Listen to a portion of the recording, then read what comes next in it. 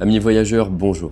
Alors oui, j'ai décidé de vivre dans un camping-car. Pas parce que je fuis quelque chose, mais plutôt parce que j'ai enfin décidé d'aller vers quelque chose. Un projet de vie simple, en mouvement, avec ma famille. Un truc qui ressemble plus à qui on est vraiment. Loin du métro, boulot, embouteillage qu'on connaît tous. Et vous allez le voir, on n'est pas les premiers à faire ce choix. Dans cette vidéo, on va remonter le temps, explorer les origines de la vie nomade, d'où ça vient réellement. On va croiser des peuples qui ont toujours vécu en mouvement, des rêveurs des années 60 jusqu'à la van life qu'on connaît aujourd'hui. On parlera aussi des illusions, des galères, mais surtout de ce qu'on cherche vraiment quand on décide de vivre autrement. Alors et si ce besoin de partir, de bouger, de vivre dehors, c'était pas un caprice moderne, mais simplement un instinct profondément humain? C'est ce qu'on va voir ensemble tout de suite. La van life, un rêve de liberté, d'aventure et de paysage à couper le souffle. Mais d'où vient ce mode de vie? Est-ce une simple mode ou un retour aux sources? Aujourd'hui, on remonte le fil du temps pour comprendre les origines profondes de la vie nomade et pourquoi elle fascine autant. 1. La vie nomade, nos racines.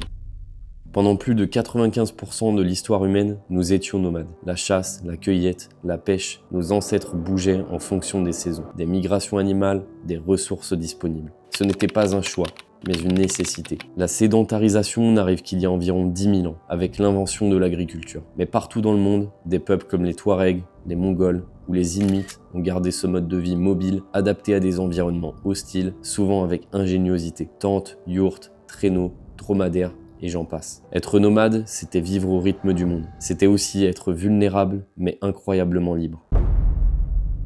2. Le nomadisme motorisé. Avec l'avènement de l'automobile, le rêve de mouvement prend une nouvelle tournure. En 1915, des figures comme Edison, Ford, Firestone ou Burroughs organisent des road trips en camping-car artisanaux. Ils partent avec cuisiniers, tentes de luxe et des véhicules bricolés pour dormir. Ce sont les premiers road trippers modernes. Le véhicule devient une extension de la maison. Dans les années 1930-1950, le phénomène s'accélère avec l'apparition de caravanes industrielles, notamment aux USA. 3. L'avènement du camping-car. À partir des années 60, un autre type de véhicule nomade prend de l'ampleur, le camping-car. Contrairement aux vannes souvent aménagées soi-même, le camping-car est conçu d'usine pour offrir tout le confort d'une petite maison mobile. Cuisine équipée, lit, douche, WC, chauffage. C'est la solution idéale pour les familles, les retraités ou ceux qui recherchent un peu plus de confort sur la route.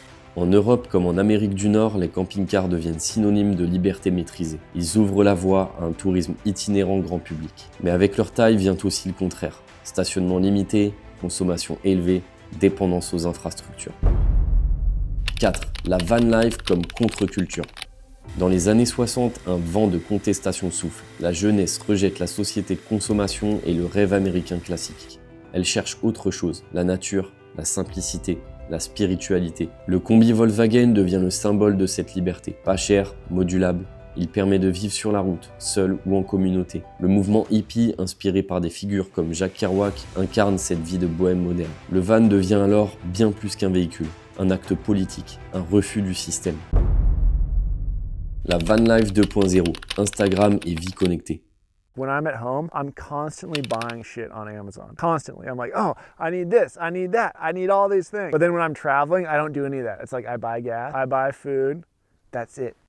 En 2011, Foster Huntington lance le hashtag VanLife. Là, tout change. La vanlife devient tendance, esthétique, instagrammable. Elle se mêle au digital nomadisme. Des milliers de jeunes lassés de la ville se lancent dans la rénovation de vannes. Ils documentent leur quotidien, vendent des e-books, deviennent influenceurs. Mais la vanlife 2.0 n'est pas accessible à tous. Un van aménagé peut coûter 30, 50, voire 100 000 euros. Le mythe de la liberté a un prix. Et cette vitrine polie masque souvent la fatigue, les imprévus, les longues heures de montage vidéo ou de recherche de spots pour dormir. 6. Entre rêve et désillusion, de l'idéal à la réalité. Loin des clichés, la van life peut être extrêmement dure. Solitude, douche froide, panne, galères administratives, restrictions de stationnement, etc. Certains partagent leurs désillusions, comme Katie Weaver, journaliste partie vivre un mois en van et qui a terminé avec le dos bloqué et l'envie de retrouver un matelas digne de ce nom. Quand le van devient une prison sur roue, l'effet de liberté peut s'inverser. Et pourtant, malgré tout cela, des milliers de personnes continuent de faire ce choix parce qu'il y a autre chose derrière cette vie. Heureusement, certaines histoires sont bien plus inspirantes. 8. Mon expérience personnelle. Nous, ce rêve, on est encore en train de le construire. On refait notre camping-car pièce après pièce. D'un côté, c'est long, c'est fatigant, mais c'est rien à côté de la gratification que ça apporte. Alors du coup, on n'est pas encore parti, mais ce qu'on vit déjà depuis le début de cette rénovation et à travers ce projet, c'est déjà immense en fait. On se sent plus épanoui qu'on ne l'a pas été depuis très longtemps parce qu'on fait quelque chose de vrai, d'authentique, de concret qui nous correspond. Alors on cherche pas une vie parfaite, mais une vie plus juste, plus équilibrée, moins centrée sur le travail et plus tournée vers le temps ensemble, le présent, le partage, l'amour. On a l'espoir de construire une autre vie. Et même si elle ressemble pas à celle qu'on voit sur Instagram, ce sera la nôtre. Van life, quel futur! La van life attire de plus en plus de monde. Mais jusqu'où cela peut-il aller? Entre saturation des spots, législation plus stricte, pollution, inflation du prix des véhicules, la route est semée d'embûches. Mais de nouveaux modèles émergent. Camping sauvage, éco-responsable, vie off-grid, entraide communautaire entre voyageurs. Et si, finalement, la van life de demain n'était pas une mode, mais une forme de résistance douce à un monde trop rapide? 10 conclusions. Alors la van life, est-elle un retour à nos racines ou une illusion moderne? Eh bien peut-être un peu des deux. Elle fascine car elle répond à un besoin profond, celui de mouvement, de rupture, de connexion. Mais derrière chaque cliché, il y a une vérité bien plus complexe. Et vous alors? Quelle vie vous attire vraiment? Celle où l'on s'enracine ou celle où l'on se déplace?